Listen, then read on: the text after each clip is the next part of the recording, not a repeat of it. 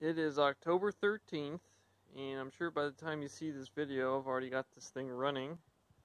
But this is a quick change log for my own sanity, because eventually I want to sell kit sets for these things. You know, supplying miscellaneous parts, machine components, you know, like Gas 71 parts too, for this rig, so that you can build your own DIY Sherp with your own powertrain. But so far, it's been 2.5 weeks into the build, and it's going pretty smoothly, so hopefully I don't jinx myself there.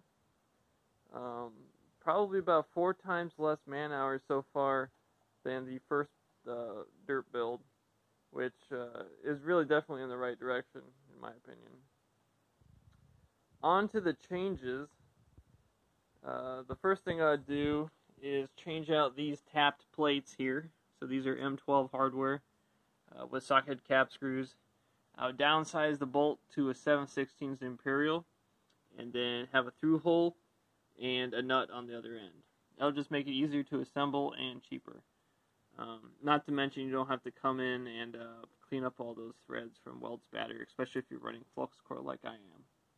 However, there will still have to be 2 holes that are tapped, and that's these 2 guys right here, because they're only accessible internally, and obviously you don't want to go in there with a nut or something.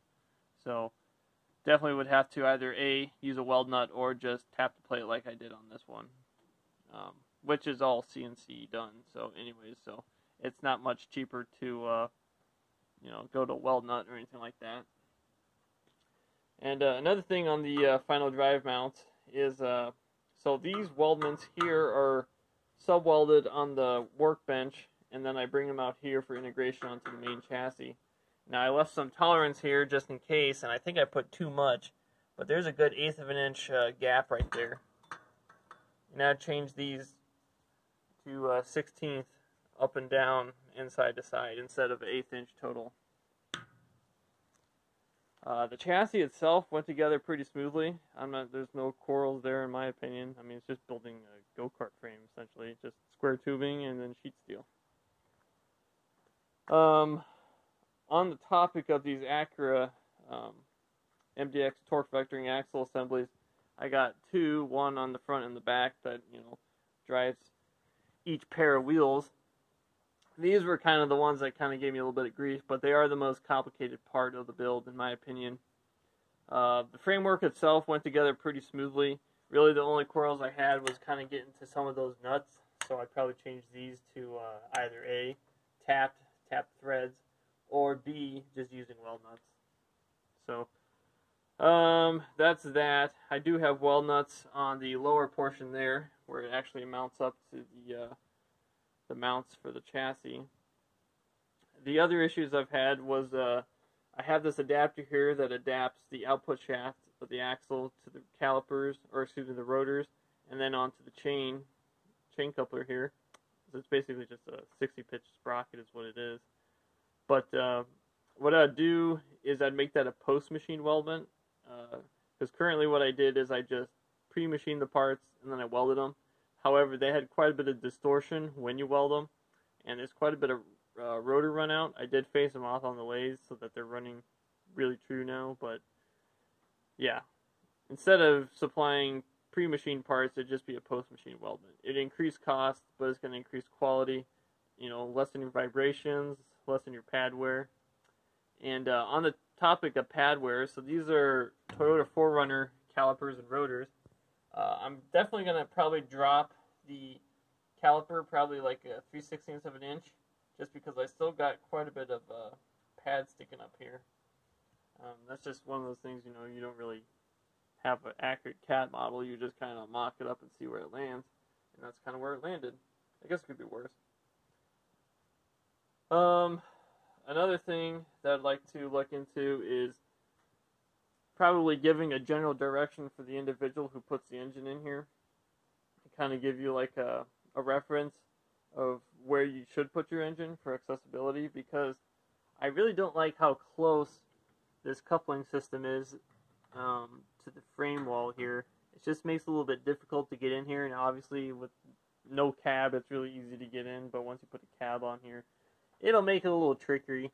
And plus you're going to have an air system down here there you go. You can see that there. There'll be an air system kind of sticking out through here too, taking up space. So space will be kind of tight. So if I could gain myself another 1 or 2 inches, as you can see here, I got plenty of room. So I think that would be the right way to go.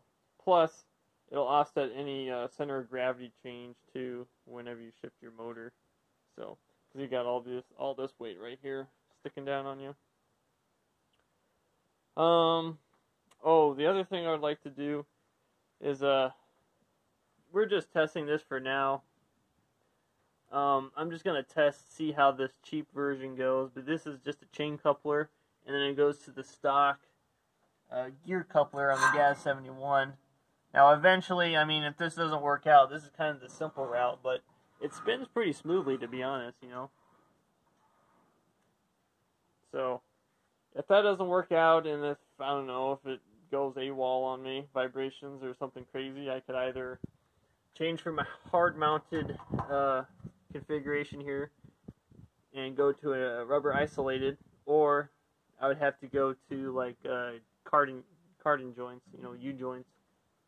But that's obviously a little bit more spendy, so let's try the cheap stuff first, and then I'll make my way up the money tree there. But yeah, so far so good.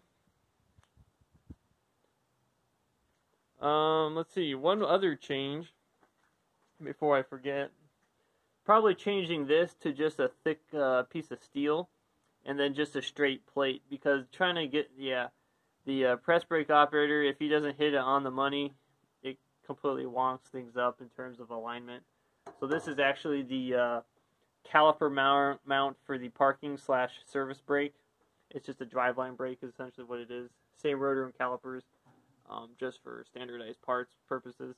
But yeah, if I just have a flame cut part, there's no human error involved. It's all CNC cut, and it's going to be spot on all the time.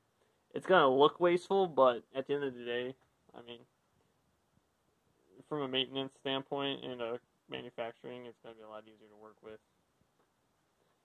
But yeah, this is kind of the first change log here of the Derp 2.0.